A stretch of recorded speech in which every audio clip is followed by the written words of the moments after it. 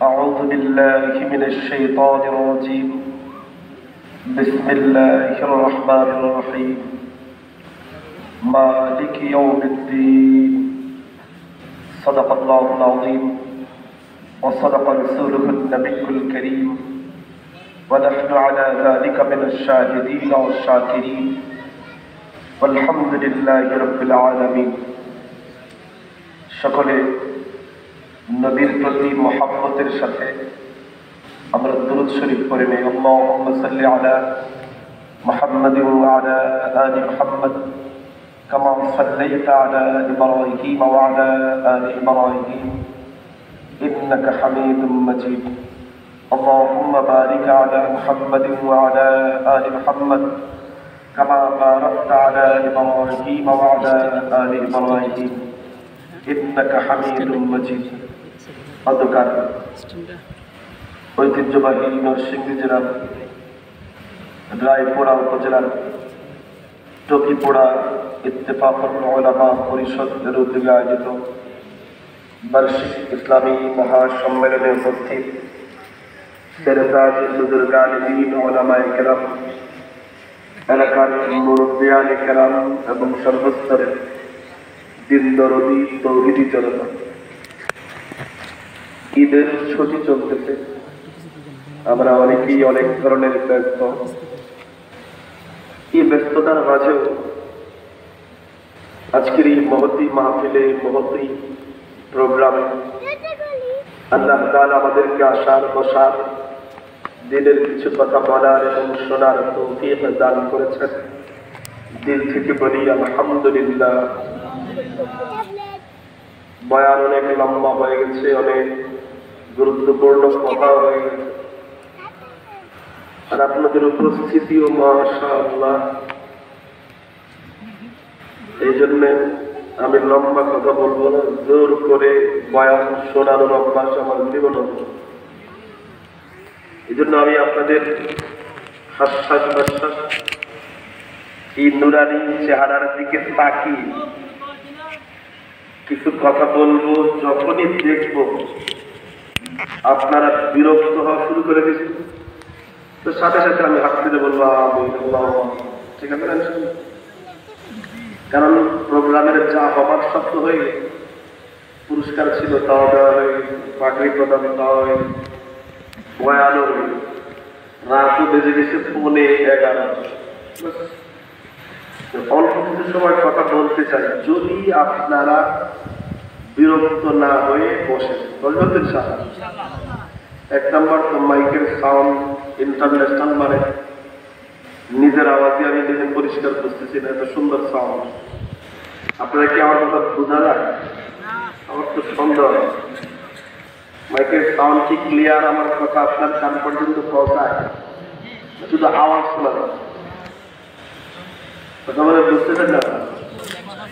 কথা কি বোঝা যায়? মঞ্চে তো মনে হয় যে 2 মাইক্রোফোনের পাশাপাশি লাগে, একটা আরেকটার সাথে যুদ্ধ করার জন্য টেরা যন্ত্র। সেই জন্য আমি কিছুই শুনতে পারি। আমি খুব লম্বা কথা বলবো না, ছোট্ট আয়াতে কারিমা তেলাওয়াত করেছি। সূরা ফাতিহা একটি মশহুর আয়াত।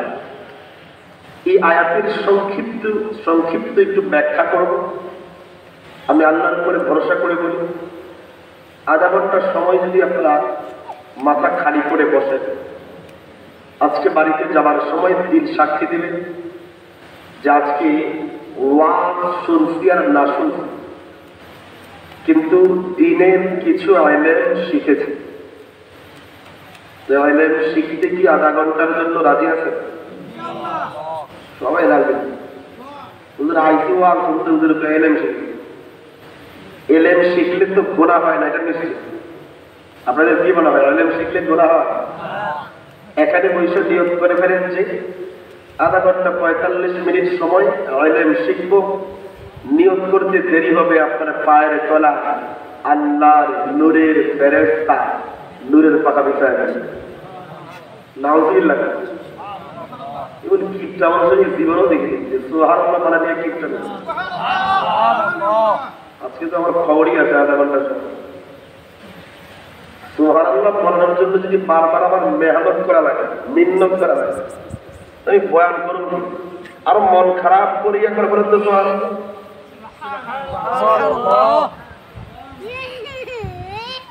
আরো মন খারাপ, সত্যি সত্যি মনে খারাপ। সুবহানাল্লাহ, মুচকি হাসি দিলে টাকা লাগবে না। সুবহানাল্লাহ, হয় না। গরুর গোশতের রান্নায় মনে হয় লবণ কম করছে আজকে না? সুবহানাল্লাহ। মাঝে মাঝে কৃপণতা না করে সুবহানাল্লাহ বলবেন ইনশাআল্লাহ। আমার মিন্নত করতে হবে না, হাতে পায়ে ধরতে হবে না, তাহলে একটু মুচকি হাসি দিয়ে বলেন তো সুবহানাল্লাহ। তো দ্বীন শিখা আর একটু ছোট্ট একটা ফজিলত হাদিসের মধ্যে আছে, সূরা দারিমির রিওয়ায়াত। আল্লাহ নবী বলেন তাদারুসুল ইলম সাআতুম মিনাল লাইল খায়রুম মিন ইহইয়াহা। আল্লাহ নবী বলেন রাতের বেলা মাত্র 1 ঘন্টা দিন শিখা, রাতের বেলা মাত্র 1 ঘন্টা দিন শিখা। এটা কেমন জানো? তুমি যদি সারা রাত ধরে সজাগ থাকো, কেন? তাহাজ্জুদ করার জন্য, জিকির করার জন্য, কোরআন তেলাওয়াত করার জন্য, এই সব আমল করে যা সওয়াব পাইবা, সারা রাত আমল করে যা পুণ্য কামাবা, রাতের বেলা 1 ঘন্টা দিন শিখলে আল্লাহ ওই ব্যক্তির আমল নামায় এর চেয়ে বেশি সওয়াব লিখে দেবে। সুবহানাল্লাহ। এরপরও কিছু লোক সুবহানাল্লাহ কয়, সুবহানাল্লাহ। বাড়ি থেকে নিষেধ করে দেয় নাই তো? সুবহানাল্লাহ। আরেকটা মুচকি হাসি দিয়ে সুবহানাল্লাহ। তো সুবহানাল্লাহ বলার তার দেখি মনে হচ্ছে একটু আগ্রহ বাড়তেছে। আমরা এই আধা ঘন্টার সময় জন্য কি শিখবো? দিন শিখবো। সুবহানাল্লাহ তো শিখেই পারে, কি শিখবো? আমি একটা প্রশ্ন করবো, এর একটাই উত্তর দেবেন। প্রশ্ন হলো, বুঝেছেন? মা বলেন তো আমার সাথে, বলেন মালিকি। গোনা হবে না? মালিকি। চিন্তাও করতে পারেন নাই কি কামাইছে। একবার মালিকি বলেছেন, মিম আলিফ লাম কাফ 4টা হরফ পড়েছেন না, আপনার আমল নামায় আল্লাহ 40 নেকি লিখে দিয়েছেন। সুবহানাল্লাহ। যদি কেউ বলতো যে মালিকি একবার পড়লে তোমার আমল নামায় 40 টাকা দিবে, তোমার পকেটে 40 টাকা দেবে, তাহলে মেজাজ খারাপ করে মনে হয় পড়তাম, আমরা খুশি খুশি মনে করতো। কারণ টাকার কদর বুঝি তো, নেকির কদর বুঝি না। হুজুরে ভালো বলে সুবহানাল্লাহ কম জোর করে বলানো যায় কেন? হুজুরে কয় সুবহানাল্লাহ বললে সওয়াব হবে। সওয়াবটা আমি কি করি? টাকা দিই, সুবহানাল্লাহ বলার মানুষেরা ভালো না, বুঝেন? এই দুনিয়ার জমিনে এই সামান্য কাগজের টুকরা, কাগজ অনেক দামি মনে হয়, কিন্তু কিছু কিছু জায়গায় এমন আছে এই কাগজের টুকরার দাম থাকে না। আরে রাষ্ট্র পাল্টে গেলেই তো কাগজের টুকরার দাম কমে যায়। যতক্ষণ পর্যন্ত না এটা আরেকটা কারেন্সিতে পাল্টানো হয়, ততক্ষণ পর্যন্ত আপনার দেশীয় মুদ্রার দাম থাকে না। ভালো করে বুঝেন, চোখ বন্ধ করে কবরে যাবার পরে দুনিয়ার এই সকল মুদ্রার কোনো দাম থাকবে? একমাত্র দাম মুদ্রার হবে, সেটা হলো নেক আমলের মুদ্রা। কি আমলের মুদ্রা? খুব সংক্ষেপে বলবো, বুঝেন? আবার বলেন মালিক। এখন সবাই কয় নাই মালিকি ইয়াউমিদ্দিন। সারা জীবন পড়েছি, প্রত্যেক নামাজের প্রত্যেক রাকাতে পড়ি। আজকে তরজমা শেখা রাগ করবে না? কি শিখার জন্য শিখবো যেন আমরা? দিন শিখা। তো মালিকি ইয়াউমিদ্দিন অর্থ হলো, আল্লাহ বলেন বান্দা আমি আল্লাহ কিয়ামত দিবসের মালিক। আমি আল্লাহ কিয়ামত দিবসের মালিক। খুব বেশি কঠিন না তো? না, আমি কিন্তু বার করতেছি না, ওয়াজ করতেছি। আমাদের কি শিখবো? দিন শিখাতে। জন্য মন খারাপ করে আমি ওয়াজ করতেছি। তো মালিকি ইয়াউমিদ্দিন অর্থ হলো, আল্লাহ বললেন আমি আল্লাহ কিয়ামত দিবসের মালিক। মালিক আমি আগেই বলেছি, একটা প্রশ্ন করবো, একটাই উত্তর দেবো। প্রশ্ন হলো, আচ্ছা সারা জীবন শুনলাম আলেম উলামারা প্রত্যেক জুমার মসজিদের খুতবায়, আমাদের তাবলীগের ভাইরা বয়ানে বয়ানে, ওয়াইজ বক্তারা মাহফিলে মাহফিল আমাদেরকে শিখিয়েছে যে আল্লাহ তাআলা কিয়ামত দিবসের বিচার, হাসরের ময়দানে তিনি বিচার করবেন। তারা ভালো কাজ করে যাবে, তাদেরকে বিচার করে জান্নাত দিয়ে যাবেন, আর যারা গুনাহের কাজ করে যাবে তাদেরকে আল্লাহ বিচার করে জাহান্নাম দেবেন। এর মানে সারা জীবন জেনে আসছে আল্লাহ তাআলা তো কিয়ামত দিবসের বিচারক। তাহলে আল্লাহ কেন বললেন মালিক ইয়াউমিদ্দিন? আমি আল্লাহ কিন্তু কিয়ামত দিবসের মালিক। আল্লাহ তো বিচারক হবেন, তিনি তো বিচার করবেন, কিন্তু আল্লাহ নিজেকে বিচারক পরিচয় না দিয়ে আল্লাহ কেন বললেন বান্দা আমি আল্লাহ কিয়ামত দিবসের মালিক? প্রশ্নটা কি বুঝছেন না? বলতে আবার আল্লাহ তাআলা কিয়ামত দিবসে বিচার করবেন, তিনি বিচারক হবেন, কিন্তু আল্লাহ নিজেকে কাযী ইয়াউমিদ্দিন, আমি আল্লাহ কিয়ামত দিবসের বিচারক, এই পরিচয় না দিয়ে আল্লাহ বললেন মালিক ইয়াউমিদ্দিন, আমি আল্লাহ কিয়ামত দিবসের মালিক। তো নিজে বিচারক হবার পরেও, বিচার করার পরেও বিচারক পরিচয় না দিয়ে আল্লাহ কেন মালিক পরিচয় দিয়েছেন? এইবার মনে হয় বুঝছেন না? এই প্রশ্নের আমি একটা উত্তরই দেব, উত্তর দিয়ে আমার বয়ান শেষ হবে ইনশাআল্লাহ। উত্তর দেবার আগে একটা উদাহরণটা বুঝলে উত্তর একদম বুঝবে, একদম পানির মতো সহজ। উদাহরণটাও সহজ, রায়পুরের মানুষ তো আরো সহজ বুঝবে। ধরেন আল্লাহ না করুন, আল্লাহ না করুন আমাদের রায়পুরাতে করে একটা দুর্ঘটনা ঘটছে। আচ্ছা, রায়পুরের বদনাম লাগবে তো বাড়ির যাওয়া বন্ধ হয়ে আমাদের নরসিংদীর স্তরের বলবো, নরসিংদীর আমাদের শহরের পাশে চড়া, ধরেন ওই স্তরের মধ্যে মারামারি লাগছে, আল্লাহ না এক ব্যক্তিকে মেরে ফেলছে, আল্লাহ না। এরকম দুর্ঘটনা ঘটলে এই মামলাটা আদালতে যাবে, নরসিংদী ম্যাজিস্ট্রেট কোর্টে গেল। তো ম্যাজিস্ট্রেট কোর্টে যখন মামলাটা গেল, এর মানে মামলা গেল কোথায়? বিচারকের কাছে। বলেন কার কাছে? এবার সবক শিখার নিয়তে মাঝে মাঝে কিন্তু কথা বলতো, কারণ আমরা ওয়াজ শুনতেও বসি নাই, করতেও বসি নাই, কি শিখতে বসছি? দিন। তো দিন শিখতে তো অনেক কথা বলতে হবে। এর মানে ম্যাজিস্ট্রেট কোর্টে মামলা যাওয়ার অর্থ হলো বিচারকের কাছে মামলা গেছে। বিচারকের কাছে মামলা গেলে নাম্বার 1, বিচারকের কাছে যখনই মামলা যায় তখন এমনিতেই বিচারকের সামনে যাওয়া যায় না, উকিল নিয়ে যেতে হয়। কি নিয়ে যেতে হয়? তাহলে 1 নম্বর সবক শিখুন যে বিচারকের সামনে গেলে উকিল ছাড়া যাওয়া যায়, উকিল নিয়ে যেতে হয়। আমি আমার এই জীবনে খুব বেশি দিন অল্প সময়, আমাদের আগের সরকারের বদান্যতায় 70 দিন ছিলাম ঢাকা কেন্দ্রীয় কারাগারে। তো ওই সময় আমি এমন অনেক মানুষ দেখেছি। এক ব্যক্তিকে দেখলাম, ওই সময় ছিল, এখন তো আমি নতুন কারাগারে যাইনি, আগেরটাই ছিলাম। ঢাকা কেন্দ্রীয় কারাগার যেটা ঢাকায় ছিল, পুরান ঢাকা, ওখানে এক ব্যক্তি হেফখানায় পড়তো। কেন্দ্রীয় কারাগারের ভিতরে হেফখানা ছিল। হেফখানার এক ছাত্র 25 পারা হেফ। জিজ্ঞেস করলাম, ভাই আপনি কি অপরাধে আসছেন জেলখানা? তো ভাই চুরির মামলা। তো যে চুরির মামলায় জেলখানায় আসছে, এই মামলায় যদি সাক্ষী প্রমাণ সব সহ রায় হইত আদালত থেকে, সেই রায়ে তার শাস্তি হইত মাত্র 4 মাস জেল। কয় মাস জেল? 4 মাস। আমি জিজ্ঞেস করলাম, ভাই আপনি জেলখানায় কয়দিন ধরে আছেন? প্রায় 5 বছরের মতো, 4 বছর ধরে। যে লোকটা যে অপরাধ করেছে, অপরাধের শাস্তি ছিল 4 মাসের জেল, লোকটা 4 বছরের উপরে জেলখানায়। আমি বললাম, ইন্না লিল্লাহি ওয়া ইন্না ইলাইহি রাজিউন। আপনি এতদিন ধরে জেলখানায় কেন, বের হচ্ছেন না কেন? লোকটা বলল, হুজুর জেলখানা থেকে বের হতে হলে আদালতে আমার পক্ষে উকিল দাঁড়িয়ে তো জামিন চাইতে হবে।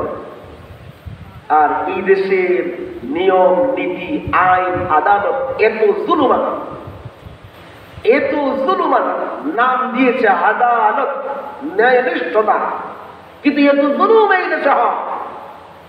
এটা আজীব এক সভ্য দেশ না?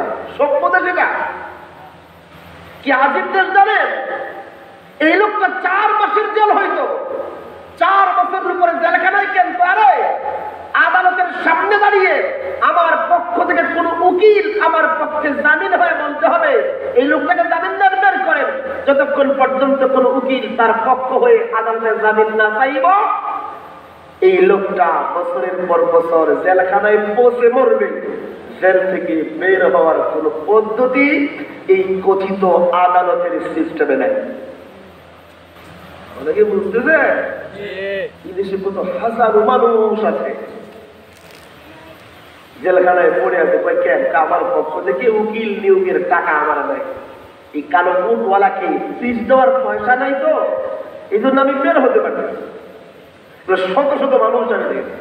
এক ব্যক্তির কথা তো আমার সারা জীবন মনে থাকবে, লোকটা হাঁটতে পারবে না। আপনি এরকম অবস্থা জেলখানায় আইলেন কেন? কথা বলতে পারেন, আস্তে আস্তে বললো যে হুজুর আমি আসছি গাবতলী, বগুড়া গাবতলীতে। বেচারার নামছে ঢাকা গাবতলীতে রাত 2টা। গাবতলী থানার পুলিশ তারে ধইরা মামলা দিছে। আগের দিন বিকেল বেলা শিবিরের মিছিল ছিল গাবতলীতে, বুঝছেন? 2টা-3টার দিকে মিছিল ছিল। ওই মিছিলের মামলায় এই লোকটারে রাত 2টা-3টার সময় ধরে মামলা দিয়েছে। 3টার সময় এই লোক গাবতলীতে শিবিরের মিছিলে ছিল, গাড়ি ভাঙছে, পুলিশের কর্তব্য কাজে বাধা দিয়েছে। বুঝলেন না? সে গাবতলী, সেই কোন গাবতলী? এটা কি ঢাকা গাবতলী না, বগুড়া গাবতলী। বগুড়া গাবতলী নামে আলাদা থানা আছে, সেখানে সে দিনের বেলা সেখানে ছিল। এই লোকটাকে দিনের বেলার মামলা রাত 3টার সময় এক জায়গা থেকে গ্রেফতার। এরকম কত মানুষকে আমি দেখেছি। অনেকের অনেক মায়া লাগছে যে পুলিশের দুইরা পিটায় ল্যাংটা করে লটকায় রাখে, অনেক খারাপ লাগবে না? যারা এরকম জুলুমের শিকার হয়ে পুলিশের মিথ্যা বয়ানের কারণে জেলখানায় গেছে, এদের কাছে জিজ্ঞেস করে দেখে এরা বলবে যে যা শাস্তি দিতে কম হয়েছে ডাবল পাবো না। আসলে পুলিশের শাস্তি দিয়ে কোনো লাভ নেই। পুলিশ তো আমাদেরই ভাই, আমাদেরই সন্তান, দোষ এদের না। বরং এদেরকে যারা রক্ষক থেকে পক্ষক বানিয়েছে, মানুষ থেকে অমানুষ বানিয়েছে, তাদেরকে ধরে ধরে এইভাবে পিটিয়ে উল্টে করে লটকিয়ে রাখা উচিত। দোষ এদের না, এরা তো মানুষ ছিল। অমানুষ বানিয়েছে নির্দেশদাতা, অমানুষ বানিয়েছে নির্দেশদাতা। যদি হোক থেকে কোথায় চলে গেলাম, আমি বলতেছিলাম এই দেশের আইন আবার সিস্টেম রেখেছে। আরে বিচারকের কাছে গেছো তো উকিল নিয়ে যাও, উকিল ছাড়া বিচারকের কাছে যাওয়া যায় না। আমরা সবক নম্বরে কি শিখলাম? বিচারকের কাছে গেলে উকিল নিয়ে যেতে হয়। কি নিয়ে যেতে হয়? উকিল ছাড়া যাওয়া যাবে। আচ্ছা, সবক নম্বর 2 নম্বর সবক। আচ্ছা, গেলেন উকিল নিয়ে বিচারকের কাছে।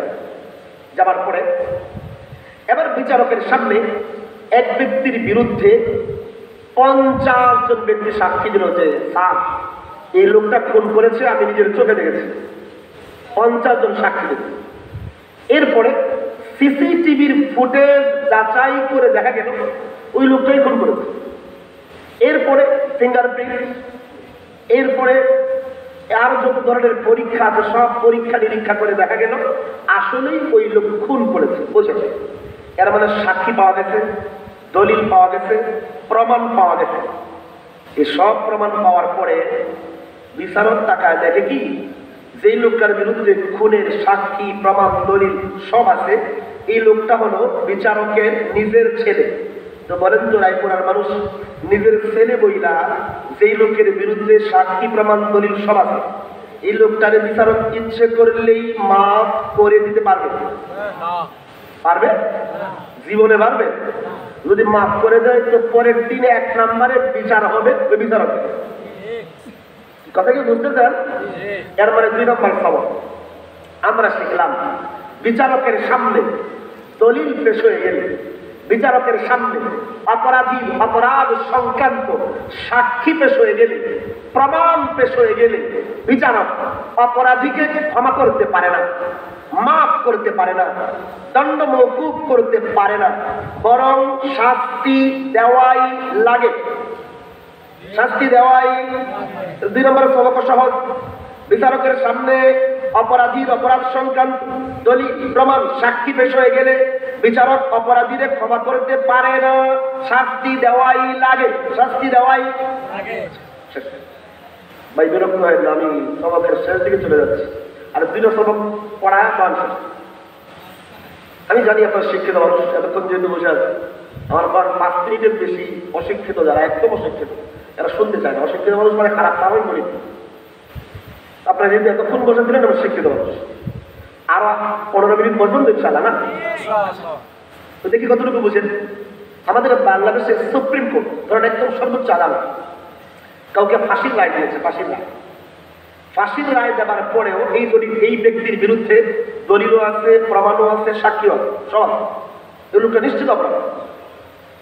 এরপরেও এই অপরাধীর মাপ পাওয়া একটা জায়গা বাকি থাকে। বলেন তো সেটা কি? আল্লাহ আপনাদেরকে এলেম বাড়ায় দেন, বদুয়া করতে জীবন আমিন করে দেন। আল্লাহ আপনাদের এলেম বাড়ায় দেন। কেমন কিপটা দেবো আমি নয়, আমি দেখি আরেকটা টেস্ট করে আপনার আসলে কিপটা না আসলে অলস। আল্লাহ আমাদের সবাইকে জান্নাত দান করেন। আল্লাহ আমাদের সবাইকে জান্নাতুল ফিরদাউস দান করেন। তো আল্লাহ আপনাদেরকে এলেম বানায়, ওই এলেমটা জান্নাতে যাওয়ার মাধ্যম বানায়। শুধু বড় আলেমের কোনো লাভ নেই, জান্নাতে যাওয়ার মাধ্যম না। ওই এলেম দামি, যে এলেম মানুষকে কোথায় নিয়ে যায়? শয়তানের কিন্তু অনেক এলেম, কোনো কাম আছে এই এলেম দিয়ে। এই জন্য আল্লাহ নবী দোয়া করেছেন কি আজিব তো আল্লাহুম্মা ইন্না নাসআলুকা ইলমান নাফিআ। আল্লাহ আমাদের শুধু এলেম দিও, আল্লাহ এমন এলেম দাও যেটা আমার দুনিয়া এবং আখিরাতের জন্য উপকারী। এই জন্য কোন এলেম দরকার? শুধু এলেম না, উপকারী। যেটা আমার দুনিয়াতেও কাজে লাগবে, আখিরাতেও কাজে লাগবে। এলেম শুধু আখিরাতের জন্য হলে হবে না, দুনিয়ার জন্য দরকার। এই জন্য আল্লাহ তাআলা নিজে দোয়া শিখাইছে, রব্বানা আতিনা ফিদ দুনিয়া হাসানাতান, আগে দুনিয়া আগে, ওয়া ফিল আখিরাতি হাসানাতান। আল্লাহ আমাদের দুনিয়াতেও কল্যাণ দাও, আখিরাতেও দাও। দুনিয়া আগে দোয়া শিখাইছে আল্লাহ নিজে, বান্দা আমার কাছে দোয়া করো খালি জান্নাত চাও, দুনিয়াও সুন্দর চাও। আল্লাহ দুনিয়াতেও আমাকে সুন্দর রাখো, ভালো রাখো। আল্লাহ আমাদের দুনিয়া এবং আখিরাত উভয়টাই সম্মান ওয়ালা বানায় দেবে। তো বলতেছিলাম, এখন একটা জায়গায় অপরাধীর বাদ থাকে যেখান থেকে সে মুক্তির সুযোগ পায়, সেটা কি? ওটা রাষ্ট্রপতির ক্ষমতা। অপরাধী দলিল আছে, প্রমাণ আছে, সাক্ষী আছে, এরপরেও রাষ্ট্রপতি সাহেব একটা ছোট্ট সাইন করে বলে দিতে পারে, অপরাধী যা আমি তরে মাফ করে দেব।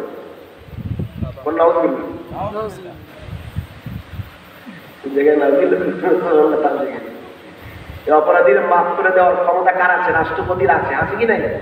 কেন?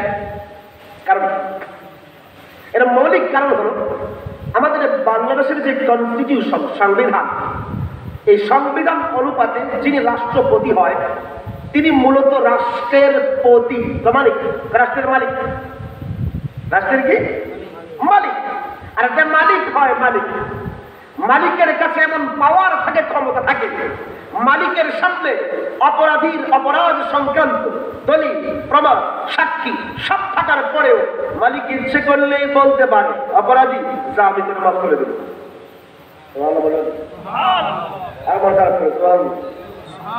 এমন কি শিখলাম? মালিক ইচ্ছে করলে অপরাধীর প্রমাণ থাকার পরেও ক্ষমা করে দিতে। এদিকে সহজ উদাহরণ দিন, বুঝতে সহজ। ধরেন আপনাদের এই চকিপোড়া মানুষের কারো একজনের ঢাকার গুলশানে একটা মার্কেট আছে। আচ্ছা, গুলশানে মার্কেট আমাদের দরকার নেই, আল্লাহ আমাদের সবার বাড়ি যেন জান্নাত বানায় দেন। তো গুলশানে আপনার মার্কেট আছে, আপনি থাকেন এই চকিপোড়া রায়পুরাতে। তো যেহেতু আপনি এখানে থাকেন, তো ওখানে মার্কেট পাহারার জন্য দারোয়ান রাখছেন, পাহারাদার রাখছেন, গার্ডও রেখেছেন। আল্লাহ না করুন আপনার সেই মার্কেটে একদিন চুরি হয়েছে। আল্লাহ না, চুরি হবার পরে দারোয়ানের কাছে এলাকার 5 জন ব্যক্তি এসে বললো, দারোয়ান ভাই তুমি জানো কে চুরি করছে? দারোয়ান বলে, না ভাই। 5 জন ব্যক্তি বললো, দারোয়ান ভাই ওই লোক চুরি করতে আমরা নিজের চোখে দেখছি। এবার দারোয়ান সিসিটিভির ফুটেজ যাচাই করে দেখলো আসলেই ওই লোক চুরি করছে। এর মানে চুরি সংক্রান্ত অপরাধের সাক্ষীও পাওয়া গেছে, দলিলও। বুঝাইতে পারতেছি আমি? সবক কি বুঝাইতে পারতেছি? সাক্ষীও পাওয়া গেছে, দলিলও। তো বলেন তো টকিপুরার মানুষ এই দারোয়ান কি ইচ্ছে করলেই যে চোরের বিরুদ্ধে সাক্ষী প্রমাণ পাওয়া গেছে এর ইচ্ছে করলেই ক্ষমা করে দিতে পারবে? মাফ করে দিতে পারবে? মাফ করে দিলে চকিপুরা থেকে দৌড়ায় গিয়া 1 নম্বরে কলারটা ধরবেন দারোয়ানে, ঠিক না? এর মানে কি শিখলাম? এই দারোয়ানের ক্ষমতা নাই অপরাধীকে মাফ করার, যদি প্রমাণ পাওয়া যায়, দলিল পাওয়া যায়। কিন্তু চুরির সংবাদ শুনে আপনার মালিক ধরে ঢাকা গেলেন, যাবার পরে দারোয়ান আসলো, এসে বলল স্যার মার্কেটে চুরি হয়েছে। আপনি বললেন কে চুরি করেছে? দারোয়ান বলল স্যার ওই লোক চুরি করছে। আপনি বললেন প্রমাণ? 5 জন ব্যক্তি সাক্ষী দিয়ে বলল হ্যাঁ স্যার এই লোক চুরি করতে আমরা দেখেছি। সিসিটিভির ফুটেজ যাচাই করে দেখলেন হ্যাঁ ওই লোকই চুরি করেছে। এর মানে সাক্ষীও পাওয়া গেছে, দলিলও পাওয়া গেছে, চোরের চুরি সাব্যস্ত হয়ে গেছে, অপরাধ প্রমাণিত হয়ে গেছে। সব পাওয়ার পরেও না আপনি এমন খুব টান করে বলতে পারেন তোর বিরুদ্ধে দলিল প্রমাণ সব পাওয়া গেছে, এরপরেও যা আমি তোরে মাফ করে দিলাম। পারবেন? পারবেন? কেন? আরে কন্যা কেন পারবে? আরে আপনি মালিক, আপনি মালিক। কেউ বলেন নাই যে স্যার মাফ করলেন কেন? আপনি বলেন বেটা আমি মালিক, আমার মাল চুরি করতে তো কি হয়েছে, মাফ করে দিলাম যা। এর মানে আমরা 3 নম্বর সবক শিখলাম। বুঝেন অনেক দামি কথা, আমি জানি এটা দামি।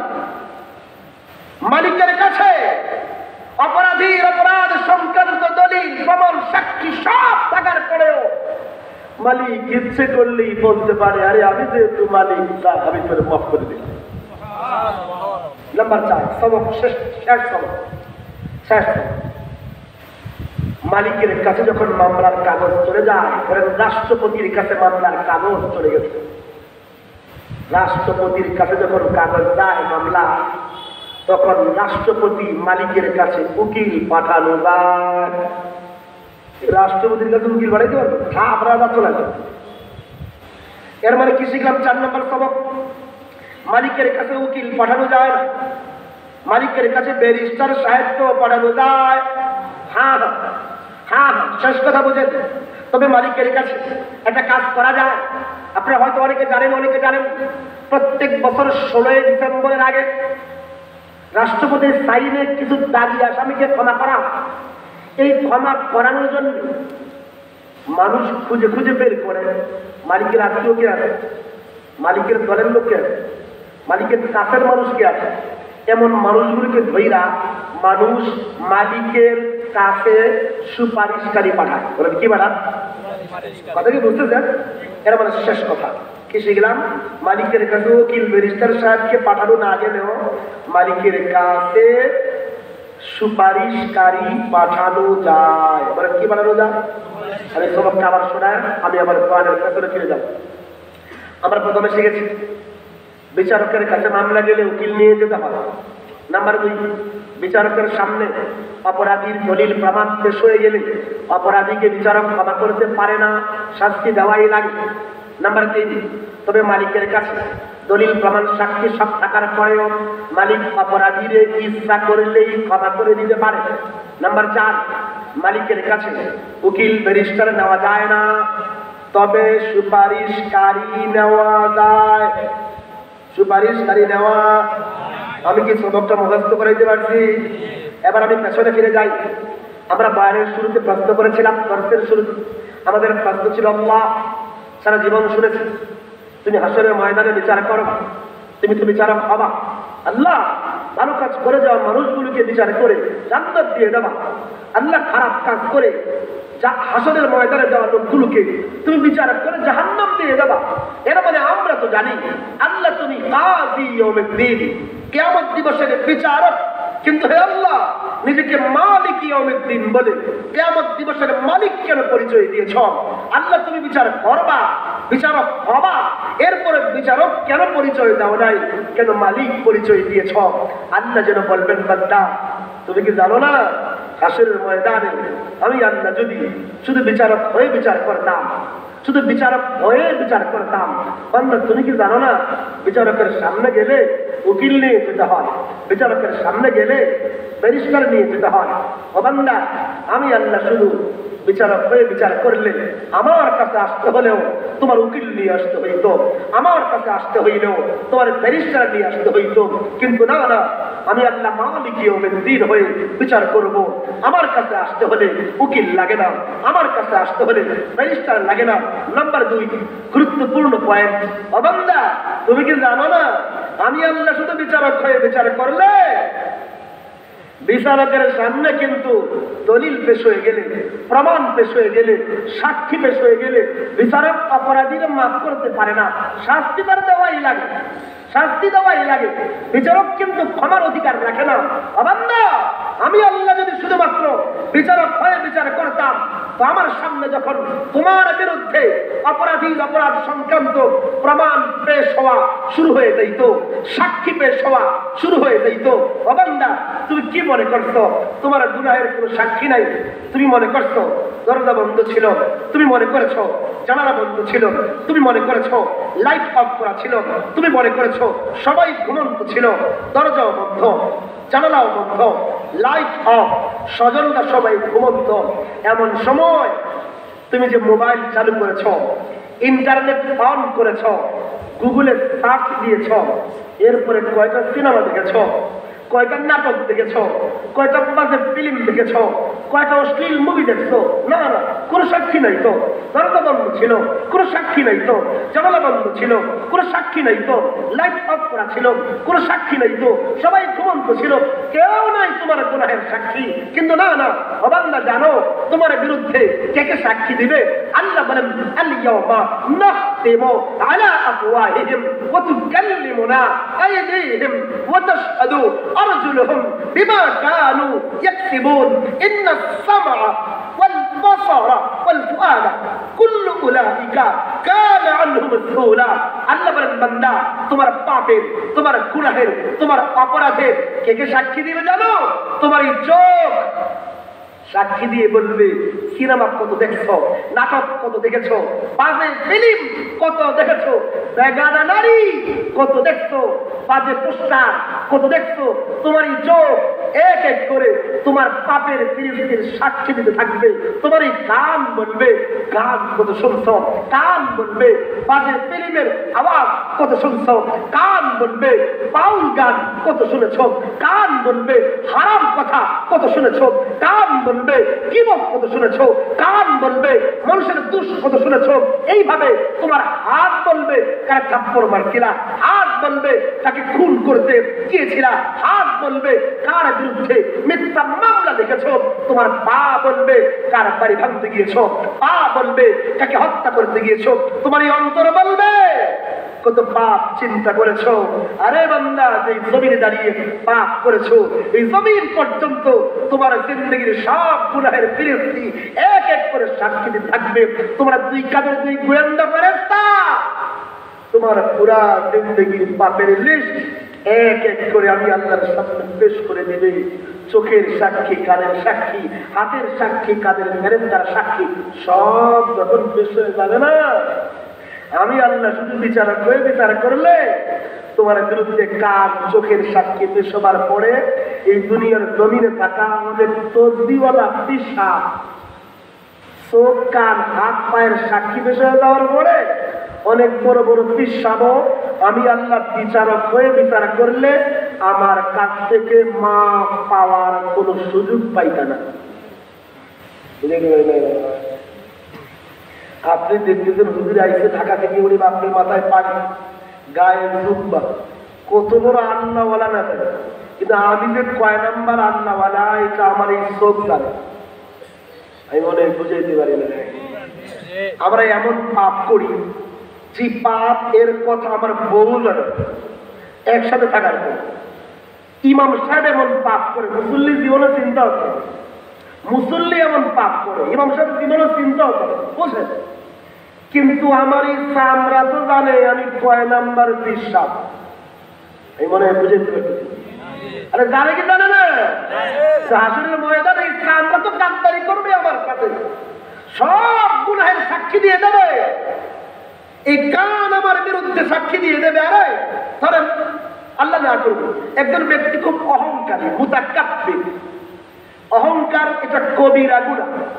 দুনিয়ার কোনো সাক্ষী আছে আমি তো আমাকে এদিকে দেখা যায় বুঝতে পারি আমি অনেক বড় হিংসা করি কবি রাখবো না সাক্ষী আছে কেন কিন্তু আসলে ময়দানে আমার এই অন্তর আমার বিরুদ্ধে সাক্ষী দিয়ে বলি হুজুর চলতি সারাদিন ঠিক তো দুনিয়ার অপক্ষে ধরা খেয়ে বসেন বসেন দাবি কথা বলি অনেক আল্লাহ যেন বলবেন বান্দা আমি আল্লাহ শুধু বিচারক হয়ে বিচার করলে তোমার এই চোখ কান চামড়া তোমার কাজের ফেরেশতার সাক্ষী যখন তোমার বিরুদ্ধে পেশ হয়ে যাইত তোমরা তো আমার কাছ থেকে মাফ করার সুযোগ পাইতা না বিচারক তো মাফ করতে পারে না শাস্তি দেওয়াই লাগতো এর ফলে তোমাদের ক্ষমার কোন সুযোগ থাকতো না কিন্তু নবান্দা কাজী অনেকদিন হয়ে কিয়ামত দিবসের বিচারক হয়ে আমি বিচার করবো না বান্দা আমি না মালিক ইয়াউমিদ্দিন আমি আল্লাহ কিয়ামত দিবসের মালিক আমি মালিক হয়ে বিচার করবো বান্দা তোমার গুনাহ যদি না ওই আকাশের নক্ষত্র পুঞ্জ পরিমাণ হয় বান্দা তোমার পাপ যদি জমিনের বালুকা রাশি পরিমাণ হয় বান্দা তোমার গুনাহ যদি ওই সাগরের গাড়া রাশি পরিমাণ হয় এই সব পাপ গুনাহ অপরাধের বিরুদ্ধে তোমার এই চোখ তোমার কান তোমার হাত তোমার পা তোমার চামড়া দুই কাজের ফেরেশতা তুমি যেই জমিনে দাঁড়িয়ে পাপ করেছো ওই জমিন সবাই মিল্লা সাক্ষী প্রমাণ দিয়া তোমার গুনাহগার সাব্যস্ত করার পরেও আমি আল্লাহ যেহেতু মালিক সব থাকার পরেও আমি ইচ্ছে করলেই বলে দিতে পারি জামানটা বলে মাফ করে দিলাম মালিক ব্যক্তি আল্লাহ বলেন আমি আল্লাহ কিয়ামত দিবসে মালিক হয়ে বিচার করবো মালিক হয়ে আরে মালিকের সামনে দলিল প্রমাণ সব থাকার পরেও মালিক ইচ্ছে করলে তারে ক্ষমা করে দিতে পারে আলহামদুলিল্লাহ আল্লাহ বড় রহম করে আমাদেরকে মালিক হয়ে বিচার করবে এটা হাদিসে বিরক্ত হয়ে যাচ্ছে এটা হাদিস মনে পড়লো 2556 নম্বর হাদিস সুনান তিরমিজি হাদিসের অনুবাদ শোনাচ্ছি হাদিসে আসছে এক বান্দা হাসরের ময়দানে উঠবে আল্লাহ এই বান্দাকে বলবেন বান্দা তুমি ওই গুনাহ করো নাই বান্দা তাকায় দেখবে ইন্না লিল্লাহ আমি যে গুনাহ করতাম শুধু জানতো না আজকে তো প্রমাণ পেশ হয়ে গেছে বান্দা মাথা নোয়া ফেলবে আল্লাহ করছে আল্লাহ বলবেন বান্দা তুমি ওই গুনাহ করো নাই বান্দা দেখবে ওইটাও করছে এইভাবে আল্লাহ বলতে থাকবেন গুনাহ বাড়তে থাকবে এক সময় দেখবে পাহাড় পরিমাণ গুনাহ হয়ে গেছে এই বান্দা মাথা নামায় দিবে আর ভাবতে থাকবে হায় হায় দুনিয়ার জমিনে মানুষ আমার সালাম দিত সেলুট দিত চেয়ার ফেলে দিত আমি বলে তুমি কিন্তু পাপ করতাম গুনাহ করতাম কোনো সাক্ষী ছিল না আজকে আমার চোখ কান সব সাক্ষী দিয়ে দিছে প্রমাণ পেশ হয়ে গেছে দলিল পেশ হয়ে গেছে বান্দা কাঁপতে থাকবে আল্লাহ বলবেন বান্দা তোমার বিরুদ্ধে সব সাক্ষী প্রমাণ থাকার পরেও না আমি আল্লাহ যেহেতু মালিক তা আমি করে সব গুনাহ মাফ করে দিলাম আল্লাহ বলবেন না নবীজি মাত্র জীবনে 2 বার এমন জোরে হাসছেন যে নবী এই দাঁত দেখা গেছে এই হাদিসটা বলার সময় হাত্তা বাদাত নাওয়াজিদুহু নবীর এই জায়গার দাঁত পর্যন্ত দেখা গেছে হাদিসটা বলার সময় কারণ হলো ওই বান্দা আল্লাহ যখন বলবে যে দেখাইলাম না সব মাফ করে দিবে বান্দা বলবে কি আল্লাহ ওই যে কোনা একটা গুনাহ তোর কিন্তু এটা মাফ করো না আল্লাহ মুচকি এসে দিবেন তো আল্লাহ নবী হয়ে দিলেন আল্লাহ নবী আয়েশা বললেন আল্লাহ বলবেন বান্দা সব মাফ করে দিয়েছে তারপর ওইটাও মাফ করে দিলাম বিরক্ত হয়ে গেছে মনে আমি তো আসল জায়গায় মাত্র আসছি আমি কি সবকের শেষটা বলবো না দোয়া করে দেবো আমরা কি শিখলাম আল্লাহ মালিক হয়ে বিচার করবেন এর মানে মালিক সব প্রমাণ থাকার পরেও ইচ্ছে করলেও আমাদের মাফ করে দিতে শেষ সবকের শেষ জায়গায় শেষ পড়া কি যেন পড়ছিলাম আমরা মালিকের সামনে উকিল নেওয়া যায় মালিকের কাছে ব্যারিস্টার নেওয়া যায় কি জানি নেওয়া যায় আরে ভাই সবক বলেন না কি নেওয়া যায় সুপারিশ করে নেওয়া যায় শেষ করে দিচ্ছে বুঝেন হাসরের ময়দান মালিকের দরবার হাসরের ময়দান মালিকের দরবার উকিল নেওয়া যাবে ব্যারিস্টার নেওয়া যাবে আমরা জেনেছি মালিকের কাছে সুপারিশকারী নেওয়া যায় প্রশ্ন হলো হাসরের ময়দান মালিক আল্লাহর দরবারে কাকে কাকে সুপারিশকারী দেওয়া যাবে? সুনান ইবনে মাজাহ হাদিস নাম্বার 4313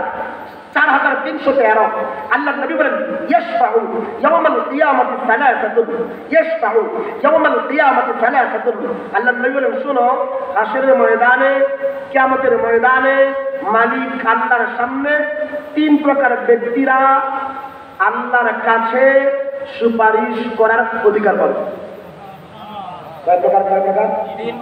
তিন প্রকার মানুষ মালিক আল্লাহর কাছে সুপারিশের অথরিটি পাবে, অধিকার পাবে। এরা কারা?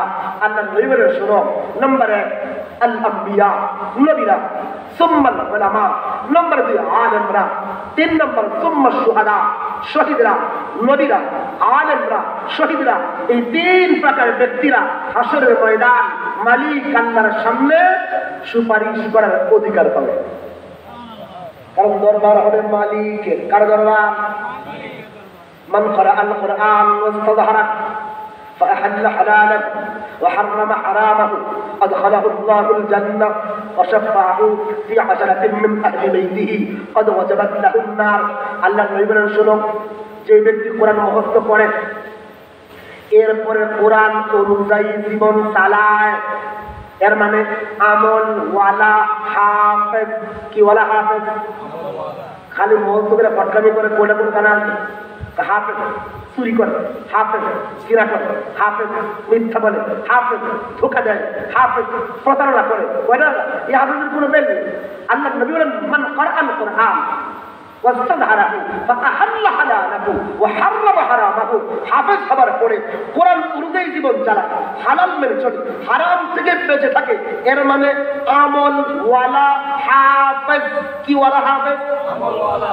আমি মজবুতির সাথে বলি, দৃঢ়তার সাথে বলি, হাদিসের মাঝে যত জায়গায় আলেমের ফজিলত আছে, এক জায়গায়ও শুধু আলেম উদ্দেশ্য না, উদ্দেশ্য হলো আমল ওয়ালা আলেম। কি ওয়ালা আলেম? আমরা খুশি হয়ে গেছি। কেন? ফজলুল আলিম কাফাদুল আজাদনা। আল্লাহ নবী বলেন শোনো, আলেমের মর্যাদা কেমন জানো? কারণ নবীর মর্যাদা যেমন সাহাবীদের উপরে এত দামি, সাধারণ আলেমের উপরে আলেমের মর্যাদা কেমন দামি। আমরা খুশিতে বল বাজাই, মৌলবী মানেই দামি। কে শিখাইছে? আপনি কেন খেয়াল করেন না? ফজলুল আলিম বলা হয়েছে।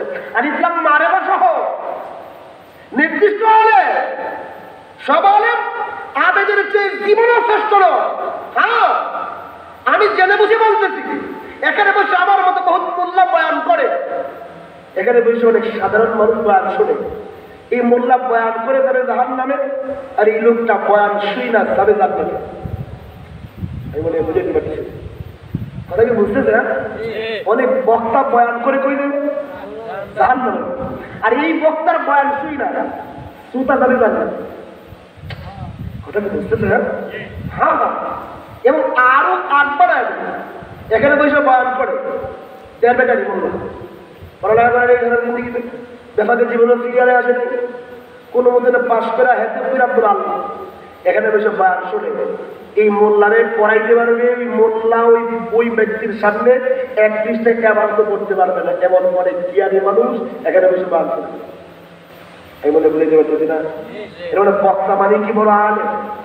আমাকে মাথার তার ছিঁড়ে গেছে, এই জন্য আমরা বলে কি বক্তা মানে বড় আলেম না, শ্রোতা অনেক বড় আলেম হয়। এটা আমার কথা নবী থেকে সহিহ বুখারী এক রিওয়ায়াত আছে, ইবন ফারুব্বা হামিল ফিকহ ইলা মান হুয়া আফকাহু মিনহু। কি হাদিস? ফারুব্বা হামিল ফিকহ ইলা মান হুয়া আফকাহু মিনহু। আল্লাহ নবী বলেন অনেক ইলমের ধারক, ইলম লয়ে না ওই কার কাছে, তো তার কাছে নেয় না, যে নিয়ে গেছে তার চেয়ে ভালো। যে লয়ে গেছে ঘোরার কিনে বুঝে নেয়, তার কাছে লয়ে গেছে বুঝছে। এর মানে কি? বক্তা এমন অনেক আছে, বক্তা নিজে কিচ্ছু বুঝে নাই, তার সামনে বয়ান করছে ঠিকই বুঝছে। তো বক্তা নিজে বুঝে নাই মানে কি? মুখস্থ করে গেছে, তো মুখস্থ করে একটা আয়াত হাদিস মুখস্থ করে ঘটনা মুখস্থ করে ধারে দিতে, ভিতরে কিছুই বুঝে নেই। যে বসে বুঝে শুনছে হে বুঝে। এর মানে যে তারা এখানে বসে আছে, আমি কি আপনাদেরকে কম দামি মনে করি না অনেক দামি মনে করি? আমি জেনে বুঝে বলি, আমি জেনে বুঝে আপনাকে দামি মনে করি। সিস্টেম অনুযায়ী আমি উপরে বসে আপনার নিচে বলছি। এখন আপনি ছোট না, আমি ছোটটা মনে করি, আপনি কম জ্ঞানী আমি তাও মনে করি। আমি জানি এখানে অনেক বিজ্ঞ আলেমরাও আছে, যাদের সামনে হয়তো আমি পড়তেও পারবো। আমি আপনাকে দামি মনে করি। বক্তা মানেই জ্ঞানী নয়, বক্তা মানেই সে বড় আলেম, বক্তা মানেই তসবিওয়ালা বড় বুজুর্গ না। এখানে বসে অনেক বড় বড় আল্লাহ। তবে বলতেছিলাম কোথেকে কোথায় চলে গেলাম ভাই। এখন যদি উঠে পড়েন আমার প্রাণের শেষ জায়গায় পুরোপুরি বেশি বিরক্ত হয়ে গেছেন না? বিরক্ত তো আমার হওয়ার কথা। এত কষ্ট করে কথা বলতে দিই আপনারা মানুষও ছিলেন কম, আমার ওঠা কষ্ট হয়ে গেছে। আমি কি শেষ কথাটা শেষ করবো? কি বলতেছিলাম? আমি বলতেছিলাম من قرأ القرآن واستظهره فأحل حلاله وحرم حرامه। আল্লাহ নবী বলেন, শুনো, যে ব্যক্তি কোরআন মুখস্থ করে এরপরে আমল করে, এর মানে আমলওয়ালা হাফেজ, আমলওয়ালা হাফেজ। সব জায়গায় আমলওয়ালা আলেমের ফজিলত আসছে, বেআমল আলেমের কোনো ফজিলত নেই, কোনো ফজিলত নেই। আমি দাওয়ার সাথে বলি, দৃঢ়তার সাথে বলি, আলেম হয়েছে মিথ্যা বলে, আলেম হয়েছে সিরা করে, আলেম হয়েছে ধোকা দেয়, ওই আলেমের কোনো দাম নেই। আমলওয়ালা আলেম, আমলওয়ালা আলেম। আল্লাহ নবী বলেন, একজন আমলওয়ালা হাফেজ ও কি করবে জানো? নিজে তো জান্নাতে যাবে, শুধু তাই না, ও তার 10 জন জাহান্নামী আত্মীয়রে মালিক আল্লাহর কাছে সুপারিশ কইরা জাহান্নাম থেকে বের করে জান্নাতের মালিক বানায় দেবে। সুবহানাল্লাহ। কারণ দরবার হবে মালিক। দরবার কার? দরবার তো মালিক। উকিল চলবে না, ব্যারিস্টার চলবে না, সুপারিশ চলবে। আলেমের ক্ষেত্রে হাদিসে আসছে একজন আমলওয়ালা আলেম। উনি কি করবো? উনি কি 10 জন প্রধান? একজন আমলওয়ালা আলেম, তার পেছনে যে জামাত চলে, জামাত, জামাত শব্দ আসছে জামাত মানে তার পেছনে যে লোকগুলো চলে, মানে তা আমলওয়ালা আকীদা সহি একজন আলেম, তার পেছনে যারা চলে এই লোকগুলো সংখ্যা 3 জন হলে 3 জন, 3 লাখ হলে 3 লাখ, 3 কোটি হলে 3 কোটি, এই সবাইকে ওই আমলওয়ালা আলেম হাসরের ময়দানে মালিক আল্লাহর কাছে সুপারিশ কইরা জাহান্নাম মুক্ত করে জান্নাতের মালিক বানায় দেবে। অনেকে প্রশ্ন করে, হুজুর বুঝি না তো, টুকিপুরা ইসলামিয়া মাদ্রাসা কেন বানিয়েছেন? সারা দেশ জুড়ে এত তো কমই মাদ্রাসা কেন বানিয়েছেন? আপনাদের মাদ্রাসা থেকে উকিল তো হয় না, আপনাদের মাদ্রাসা থেকে ব্যারিস্টার হয় না। আমরা বলি আমাদের মাদ্রাসায় উকিল তৈরি হয় না, আমাদের মাদ্রাসায় ব্যারিস্টার তৈরি হয় না। কেন তৈরি হয় না? আল্লাহ যদি বলতেন, আমি আল্লাহ কাযী ইয়াউমিদ্দিন, আমি আল্লাহ কিয়ামত দিবসের বিচারক, বিচারকের কাছে গেলে উকিল নিয়ে যেতে হয়, বিচারকের কাছে গেলে ব্যারিস্টার নিয়ে যেতে হয়। আল্লাহ নিজেকে বিচারক পরিচয় দিলে আমাদের মাদ্রাসায়ও, কওমি মাদ্রাসায়ও উকিল তৈরি হতো, আমাদের মাদ্রাসায়ও ব্যারিস্টার তৈরি হতো। কিন্তু না, আল্লাহ বলেছেন মালিক ইয়াউমিদ্দিন, আমি আল্লাহ কিয়ামত দিবসের মালিক। মালিকের কাছে উকিল চলে না, মালিকের কাছে ব্যারিস্টার চলে না, মালিকের কাছে শুধু সুপারিশকারী চলে। এই জন্যই তো মাদারিসে কওমিয়ায়, কওমি মাদ্রাসায় হাসরের ময়দান মালিক আল্লাহর সামনের সুপারিশকারী তৈরি করা হয়। এর মানে এই দেশের এক একটা কওমি মাদ্রাসা হাসরের ময়দান মালিক আল্লাহর সামনের সুপারিশকারী তৈরি করার এক একটা ফ্যাক্টরি। এই সকল ফ্যাক্টরি থেকে কি প্রোডাক্ট বের হয়? মাশাআল্লাহ, কি বের হয়? সুপারিশকারী বের হয়। এই মাদ্রাসাগুলো থেকে সুপারিশকারী ম্যানুফ্যাকচার হয়। আবার শেষ কথা, এই সুপারিশকারী তৈরির এই সকল ফ্যাক্টরিকে দিল থেকে মহব্বত করবেন তো? না করবেন তো ইনশাআল্লাহ। একটা ঘটনা বলে শেষ করে দিই। আমি বানাই না ঘটনা বলার মানুষ, আমি তার পরে দিয়ে দিচ্ছি। সহি ঘটনা। আল ফকিহ ওয়াল মুতাফাক্কিহ খতিব বাগদাদি রাহমাতুল্লাহ লেখা মশহুর কিতাব ইবনে আব্দুল বার রাহমাতুল্লাহ আলাইহি একটা কিতাবের মধ্যে আছে, আপনার ঘটে গেছে। তো কিতাবের মধ্যে মজার ঘটনা শেষ করে দিচ্ছি সংক্ষেপে। বেশি বিরক্ত করে এখনই শেষ করে দিচ্ছি। আমি বলবো বড় মজার ঘটনা বলে আমার পাল শেষ। তিনি লিখেছেন ইবনে আব্বাস থেকে রেওয়ায়াত রাদিয়াল্লাহু আনহু, হাসান পর্যায়ের রেওয়ায়াত, সনদ হাসান। ইবনে আব্বাস থেকে রেওয়ায়াত, তিনি বলেন ইবলিস, নাম শুনতেন না? ছোটটা না বড়টা? ভাই ছোটটা না বড়টা? ইবলিস মাঝে মাঝে তার চেলা চামুন্ডা শয়তানদেরকে নিয়ে মিটিং বসে। সেই মিটিংয়ে তাদের কাছ থেকে কারগুজারি শোনে। আমাদের তাবলীগের আলিম সাহেব কারগুজারি শুনে, কাজের খবর কি বলেন, কয়েকদিন দাওয়াত দিন, পরে দাওয়াত দিন, শুনেন তো ইবলিসও মাঝে মাঝে কারগুজারি শুনে। তো এক কারগুজারি অনুষ্ঠানে এক শয়তান হাত ধরে, ইবলিস সাহেব আমার একখান প্রশ্ন, আমি আগেই মানুয়ার করবো, এটা বিশুদ্ধ করবো। শয়তানে বললো যে ইবলিস সাহেব, আমার প্রশ্ন হলো, আমরা আপনার দেওয়ার দায়িত্ব, শয়তানি দায়িত্ব পালন করতে গিয়া পুরো দুনিয়া ঘুরি, ঘুরে ঘুরে নানা দৃশ্য দেখি, আপনাকে আয়েশা সেই কথা শোনে। তো মাঝে মাঝে এমন হয়, আমি আপনাকে আয়েশা বলি যে অমুক এলাকা একজন বড় আল্লাহওয়ালা, বড় বুজুর্গ, বড় তর্ক, বড় আমলওয়ালা একজন ব্যক্তি মারা গেছে। এই লোকটারে আমরা শয়তান মিল্লা কত চেষ্টা করতাম যেন তাহাজ্জুদ না পড়ে। এই লোক প্রতিদিন বলে চেষ্টা করতাম যেন স্টাক না পড়ে, প্রত্যেকদিন বলে চেষ্টা করতাম যেন চাষ না পড়ে, এরপরে চেষ্টা করতাম যেন মাসের 3 দিনের জামাত না দেয়, এরপরে দিতে চেষ্টা করতাম কিন্তু বছরের চিল্লা বন্ধ হয়ে যায়। কিন্তু এই লোক বছর শেষ হওয়ার আগে কাটিয়ে হবে, মানে কোন আমল তারা আমরা বন্ধ করতে পারতাম না। এরকম একটা আমল ওরা লোক মরে গেছে।